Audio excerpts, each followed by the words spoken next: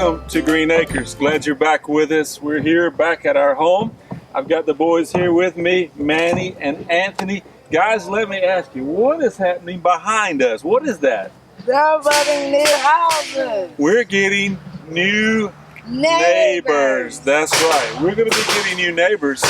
You can see the house is being built right behind us here. And so we're going to be telling you about that today.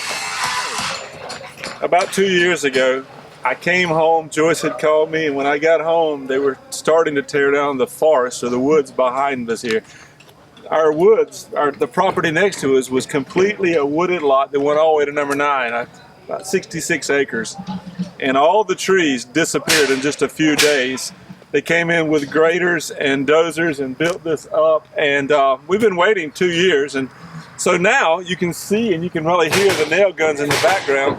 We're actually getting new neighbors. The houses are going up. There's already some houses built.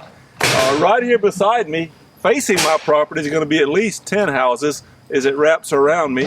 And then a total number of 180 plus houses and townhomes. If you just say 2 people per house, you're at 360 new neighbors. And well, that's a lot of neighbors. And I want to be honest with you, when this first happened, I was a little sad about it because I like my woods, and it's not that I didn't want new neighbors, but I really like the privacy, and well, it's not my land anyway. And so as I begin to think about that and pray about that, the truth is, if I'm going to have new neighbors, and they're coming, then I need to start getting ready for my neighbors. And so that makes me wonder, what does it mean to be a good neighbor?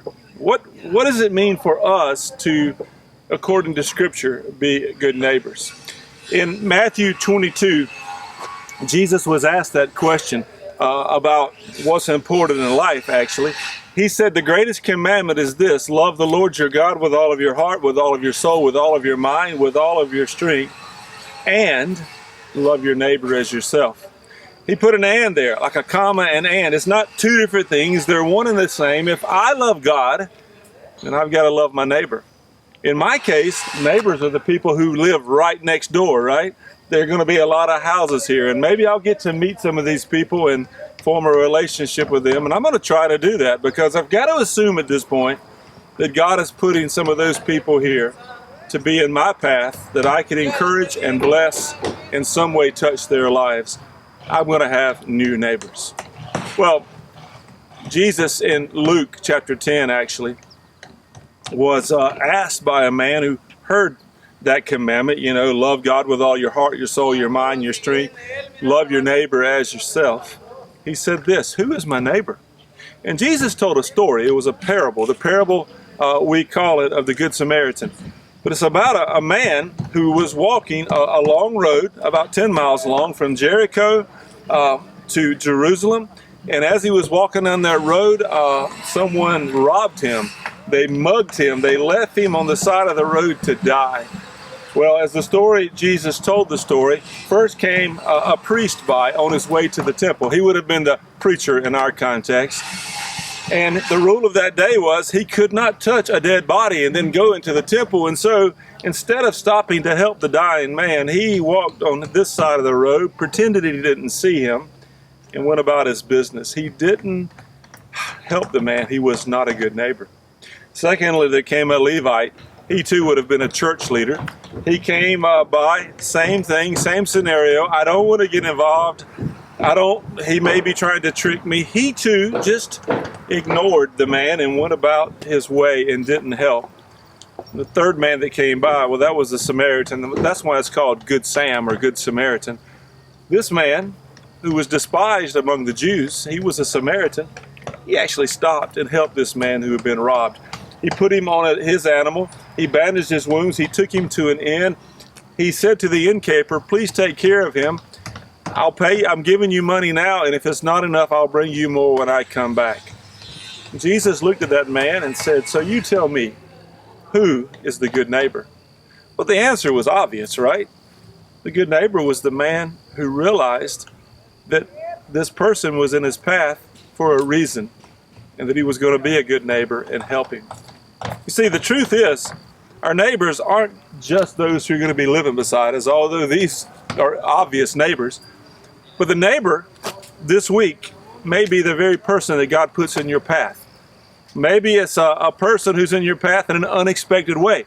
Maybe under difficult circumstances. Maybe in a path that you wouldn't choose, but your path leads you upon a person this week. And God says, okay, be a neighbor. Love that man, love that woman. Be a neighbor to the one I'm putting in your path. Be a neighbor as I've called you to be a neighbor. Well, it's an amazing story in Scripture. Because here's what we like to do. We want to pick our neighbors.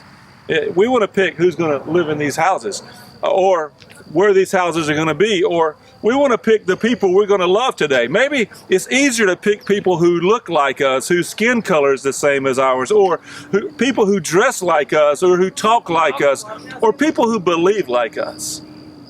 But maybe God puts people in our path that are different for a reason, so that we can be a neighbor and they can be a neighbor and we can learn from each other. And ultimately that we can bless our neighbor and God can bless our neighbor. You know, it's been on my mind, and I don't know who will be living here, but soon they're coming, to pray for these houses and to pray for those people who will live in them, and to pray that in some way, in a gentle, beautiful way, that I can touch their lives, that I can personally be a good neighbor, that my family can be a good neighbor. I ask you today, who is your neighbor? There's somebody living beside you probably, or close to you. That's your neighbor, obviously. But this week, wherever the path leads you, whoever is in that path, I'm going to suggest to you that that is your neighbor, because God has made your path cross, and it's for a purpose. So don't look the other way. Don't turn away from things that make you uncomfortable. Instead, make a choice.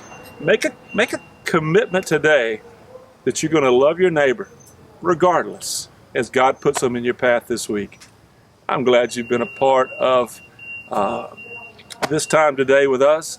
I thank you for being a part of Green Acres. God bless you. Go love your neighbor. Ready, Corey? Yep. It's a beautiful day in the neighborhood, a beautiful day for our neighbor. Could you be mine? Couldn't you mind? Won't you be my neighbor?